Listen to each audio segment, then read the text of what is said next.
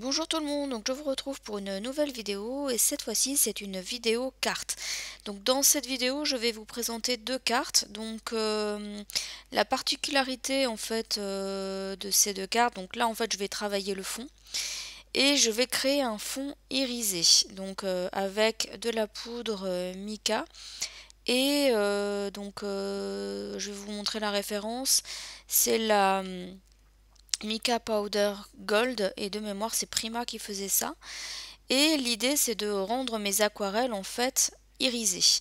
Donc mes aquarelles c'est toujours les Winsor et Newton. Donc le papier que je vais utiliser, en tout cas le papier que j'ai sous la main, c'est du papier aquarelle et c'est censé être en fait à la base être une carte. Donc moi en fait j'utilise ce genre de cartes pour faire des fonds de cartes et non voilà je les utilise pas en tant que carte en tant que telle. Voilà, j'espère être un petit peu clair. Donc là, ce que je vais faire en fait pour rendre déjà mon fond, on va dire irisé, c'est que j'ai donc mis un peu de poudre sur mon plan de travail et je l'ai humidifié de manière à pouvoir donc faire ce que je fais à l'écran, donc c'est-à-dire en étaler sur l'ensemble de la carte. Donc ensuite, je ne vais pas sécher, je vais ajouter mes aquarelles. Donc je vais prendre la couleur jaune, le jaune orangé et du orange. Euh, et donc ensuite je vais utiliser du rouge, pardon. Et l'idée, donc je vais sécher. Et puis ensuite, voilà, je vais un petit peu atténuer le rendu des couleurs. Donc je vais un petit peu enlever l'eau là où ça me plaisait pas bien.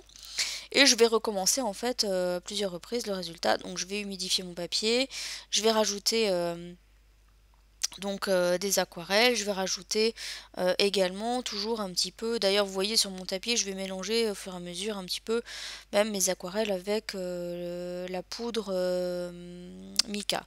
Donc l'idée en fait c'était vraiment de pouvoir rendre mes aquarelles un petit peu plus irisées. Alors j'ai pas mis assez de poudre. Bon, c'est la première fois que je faisais cette technique. Je voulais voir ce que ça pouvait donner. Parce qu'effectivement, une fois terminé, je trouve que l'aspect irisé se voit bien. Alors, ça se voit mieux d'ailleurs en vrai que sur la vidéo, d'ailleurs, je pense. Mais je trouve que j'ai pas mis assez de poudre. Voilà, pour un effet irisé un peu plus prononcé, il aurait fallu que je rajoute un petit peu plus de poudre. Donc voilà. Donc ensuite, le papier que j'avais utilisé, donc c'est à la base du papier aquarelle, qui a justement des motifs de dessiner, alors à la fois des motifs dorés et des motifs, on va dire embossés. Bon, c'est le papier qui est comme ça, c'est pas moi qui ai fait l'embossage. Et donc, comme j'ai rajouté mes aquarelles et que j'y suis allée assez généreusement avec la pigmentation, on va dire, des aquarelles, on ne voyait plus bien les motifs qui étaient embossés en blanc. Et donc ce que j'ai fait, donc là je le montre que pour une seule fleur, en plus je suis un petit peu devant, c'est que j'ai passé mon pinceau à réservoir d'eau sur l'ensemble du motif, de manière à retrouver le blanc, on va dire, du motif. Et avec un essuie-tout, je viens éponger. Donc voilà, hein, vous voyez la différence, hein, et donc voilà maintenant une fois que j'ai fait l'ensemble. Donc on aperçoit déjà l'aspect un peu irisé du fond. Donc là, effectivement, ce que je vais faire, c'est que pour avoir mes deux cartes, je vais couper en deux, en fait, ce papier, donc qui, à la base, est une base de cartes, hein. Donc, je vais prendre cette base de cartes, justement, pour la première. Donc, c'est un carré qui fait 12 sur 12, donc c'est qu'une carte qui s'ouvre en deux. Et vous voyez que ma carte est marron avec un effet irisé. Donc mon fond de carte, je le trouvais trop petit par rapport à ma base de carte. Je trouvais qu'il y avait, voilà, enfin ça me gênait. Donc ce que je vais faire, c'est que je vais prendre en fait un... Bon, là ce que je suis en train de faire, ça sert à rien, hein. Mais en fait, je vais prendre un... Là c'est un papier blanc qui est un peu épais. Et ce que je vais faire, c'est que je vais le retailler à peu près à 11,5 de mémoire.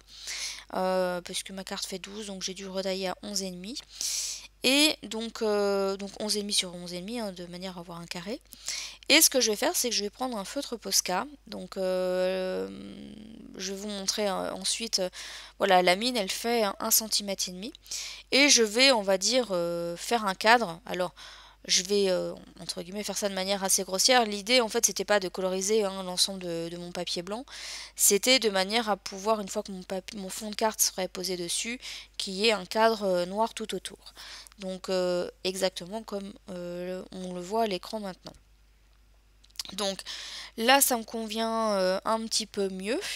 Donc je vais prendre la distress, enfin ma distress favorite, donc la Edge Mahogany, et je vais donc ancrer les bords de mon papier aquarelle de manière à cacher un petit peu les tranches blanches.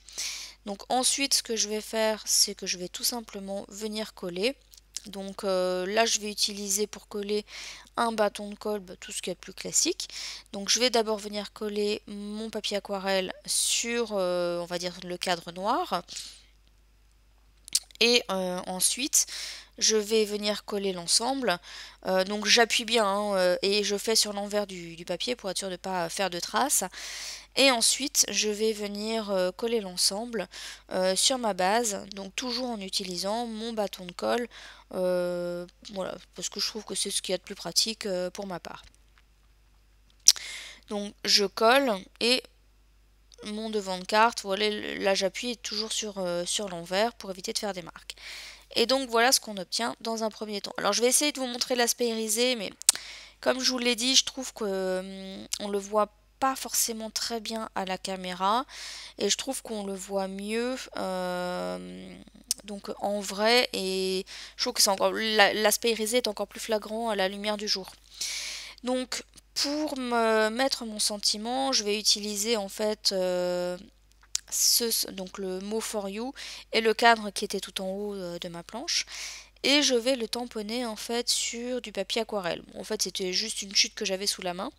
Parce que je savais pas trop en fait comment j'allais coloriser en fait l'ensemble. Et donc c'est aussi pour cette raison que j'ai utilisé mon encre STAZON. Donc je le tamponne et je tamponne d'abord mon cadre. Et ensuite, je vais tamponner mon sentiment à l'intérieur, donc le For You, toujours à la STAZON. Et j'essaye plus ou moins de centrer donc le sentiment par rapport à la bannière. Et voilà ce qu'on obtient. Alors ensuite, je vais coloriser en fait en utilisant des Distress Oxide. Alors, je vous ai mis qu'un tout petit morceau parce que vous voyez, je suis devant, donc on ne voyait pas très bien. Donc je vais utiliser différentes couleurs au niveau de la colorisation. Je vais vous les montrer à la fin de la colorisation. Je vais vous montrer l'ensemble des Distress Oxide que j'ai utilisés. Alors pour la colorisation, en fait, entre guillemets, je suis allée un petit peu à l'arrache. Donc je suis venue en fait tout simplement coloriser. Donc j'ai pris un pinceau et je viens prendre en fait la couleur directement sur mon pad. Donc là c'est vraiment, ça donne une bannière un petit peu plus flashy. Donc vous voyez un peu le résultat, hein. Les oxydes elles sont très pigmentées, donc ça, et puis j'ai choisi des couleurs qui essaient, enfin j'ai essayé de coordonner quand même ma bannière aux mêmes couleurs je dirais que le fond de carte. Donc j'ai utilisé du orange, j'ai utilisé aussi du rose, rouge et un peu de vert. Donc vous verrez les couleurs juste à la fin.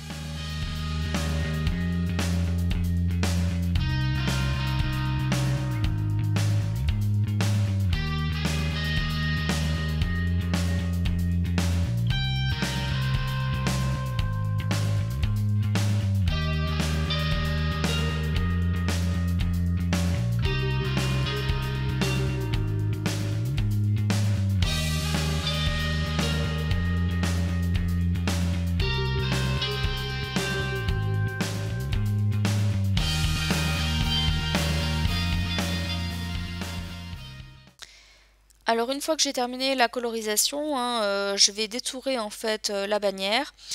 Donc je détourne de manière à laisser un très léger liseré blanc tout autour du motif.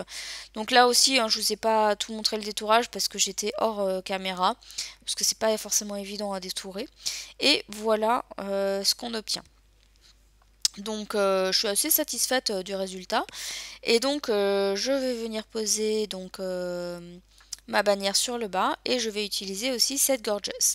Alors la Gorgeous, honnêtement je suis pas sûre d'avoir conservé les références des pro marqueurs que j'ai utilisés. En tout cas, elle a été tamponnée sur du papier spécial pour la colorisation au feutre alcool. Je l'ai tamponnée à la Stesa noire puisque j'ai utilisé les feutres à alcool et je l'ai ensuite détourée au ciseau et j'ai passé les contours des tranches avec mon crayon Memento noir. Donc vous savez, les colorisations de ce genre de choses, je les montre jamais en vidéo. Maintenant, si vous voulez effectivement que de temps en temps je vous montre ce type de colorisation, il n'y a pas de souci.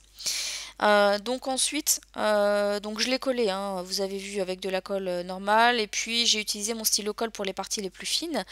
Et donc ensuite j'ai collé ma bannière avec mon sentiment, et cette fois je l'ai mis en 3D, donc en utilisant de la mousse 3D tout simplement. Et donc ma première carte est terminée. Donc là on va passer à la deuxième carte. Donc je tente de vous remontrer l'aspect irisé du fond. Alors je ne sais pas si ça se voit bien. Et je vais utiliser ce papier donc pour faire mon cadre, hein, comme tout à l'heure, sauf que là je vais utiliser un papier de couleur violette. Donc là c'est franchement c'est du papier qui est un peu texturé. Je l'ai acheté chez Action, mais alors c'était quasiment au tout début où Action avait ouvert chez moi. Donc autant vous dire que ça date un peu. Et donc je vais prendre cette fois une base de cartes qui est plutôt couleur, alors je sais plus si c'est beige ou champagne. J'ai un petit doute parce qu'à la caméra j'ai l'impression que ça rend pas enfin, ça rend pas le vrai rendu. Et en tout cas elle mesure également 12 cm sur 12 et c'est également une carte qui s'ouvre en deux. Donc comme tout à l'heure, je vais découper en fait un carré de 11 cm et demi sur 11 cm et demi. Et c'est ce qui va me servir de cadre, on va dire, par rapport à mon fond de carte. Donc, comme précédemment, alors non, je vais la coller effectivement avec mon bâton de colle. Et là, vous voyez que je n'ai pas ancré les bords de mon papier aquarelle. Tout simplement parce que j'ai préféré en fait coloriser le papier en fait violet. Et donc bien évidemment j'ai toujours utilisé la même distress, donc pareil que d'habitude.